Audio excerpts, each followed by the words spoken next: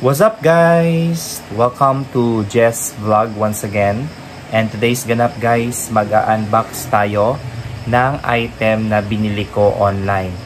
I have my sound card K1 and I need a microphone kasi yung mga hobbies ko kasi is singing and having TikTok, just like that.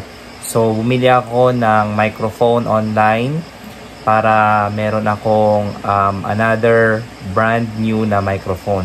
So, without further ado guys, let's unbox yung in-order ko online na Shure microphone.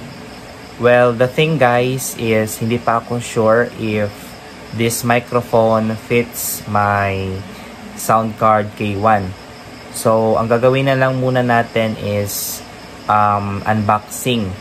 So, sa susunod naman yung testing the microphone if it fits with my K1 sound card.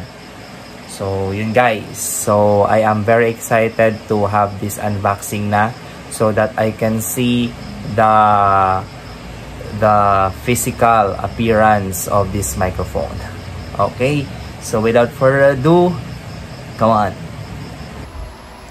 So, ito na guys yung aking order. So, i-unbox na natin siya guys para makita na natin ang laman nito. So, ingat sa paggamit ng gunting.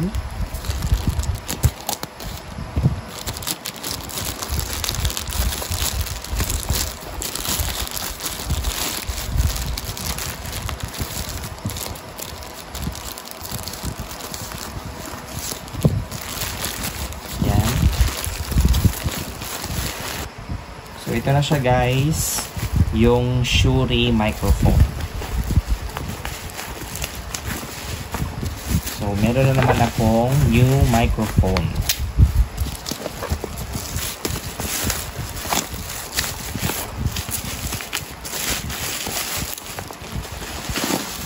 Okay, so ito siya guys, ito yung itsura niya.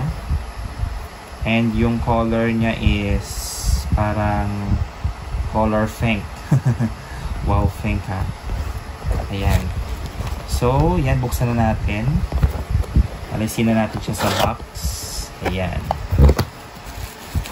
So, ito yung kanyang microphone. Ayan guys. Tingnan nyo naman yung microphone. Dashlane. Ayan. Kumikinang pa siya guys. So, ito yung microphone and then ito naman yung kanyang connector or yung wiring. So, syempre, ilagay mo lang siya dito. Ayan. And then, ito naman is for your sound card. Ayan. Or pwede rin siya siguro sa speaker. Ayan.